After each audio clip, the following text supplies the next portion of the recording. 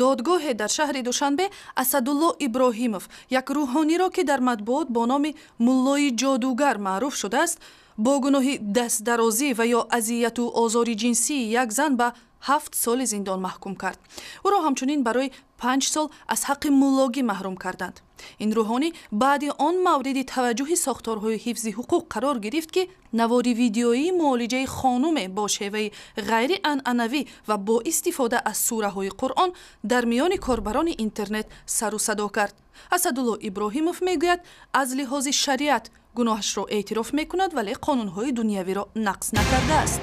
дар шаҳри Хуҷанд мулоқоти 5 номзад ба мақоми риёсатҷумҳурии Тоҷикистон бо рай диҳандагон баргузор шуд ва бе суолу ҷавоб ба поён расид.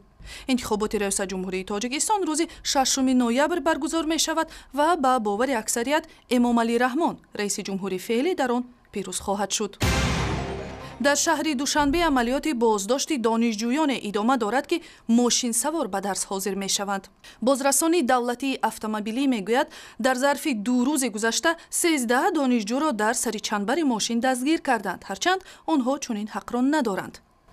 дар давоми гузарондани рейдҳои муштарак аз тарафи мо 13 донишҷӯён 13 нафар донишҷӯён ки ба даст ба воситаҳои нақлиёташон омодаанд, ошкор намуда нисбати онҳо протоколҳои маъмурӣ тартиб дода шуда, нисбати ба онҳо чораҷӯӣ карда шудааст. ба истилоҳ шикори донишҷӯёни мошинсавор дар Душанбе то охири моҳ идома мекунад ва онҳое ки қонунро вайрон мекунанд танбеҳ хоҳанд гирифт. дар донишгоҳҳои Тоҷикистон ҳамчунин истифодаи телефонҳои ҳамроҳ ҳангоми дарс мамнӯъ аст. дар шаҳри Душанбе бо ҳузури дипломатҳо ва намояндагони ҷомеаи маданӣ рӯзи созмони милалро таҷлил карданд. дар ин нишаст гуфтанд ки бузургтарин дафтари созмони милали муттаҳид дар Осиёи марказӣ дар Тоҷикистон аст ва созмони мазкур бо вуҷуди буҳрони молӣ сармоягузории барномаҳои рушд дар ин кишварро кам накардааст. созмони милал дар Тоҷикистон дафтарашро баъди оғози ҷанги шаҳрвандӣ боз кард ва барои хатми оташи ҷанги дохилӣ саҳми зиёд гузоштааст. дар шаҳри Душанбе ҷашнвораи филмҳои Лаҳистон сурат мегирад ки дар он офаридаҳои коргардонҳои маъруфи ин кишвар ба намоиш гузошта шудааст.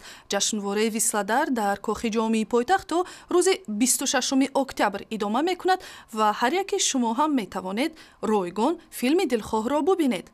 хабарҳои бештар дар сайти интернетии радиои Озодӣ, шабакаҳои иҷтимоии Facebook, Twitter ва YouTube ва замимаи телефони ҳамроҳи шумо.